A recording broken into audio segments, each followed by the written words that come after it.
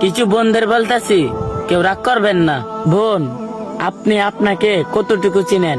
আপনি কি জানেন ইসলামের সর্বপ্রথম শহীদ হচ্ছেন মহিলা? আপনি কি জানেন সর্বপ্রথম ইসলাম গ্রহণ করেছেন একজন মহিলা? আপনি কি জানেন আল্লাহ তাআলা একজনকে সালাম দিয়েছিলেন, আর তিনি ছিলেন একজন মহিলা? আপনি কি জানেন আপনার যখন সন্তান জন্ম হয়, তখন যদি আপনি মারা যান, আল্লাহ তাআলা আপনাকে শহীদ মৃত্যুদান করেন? হে আমার বোন, কেন এই সামান্য জিন্দিগি পেয়ে আল্লাহর নাফরমানি করছেন? 5,000 টাকা দিয়ে চুলে স্লিক করতে পারেন, কিন্তু 5 টাকা দিয়ে ব্যান কিনে চুল বাঁধতে পারেন না। কেন এই কুলা কেশের নিচে আপনার চুলটা ছেড়ে দিয়ে ঘুরেন? 4,000 টাকা দিয়ে দামি জামা কিনতে পারেন, কিন্তু 100 টাকা দিয়ে একটা ওড়না কিনে আপনার বুকটা রাখতে পারেন না।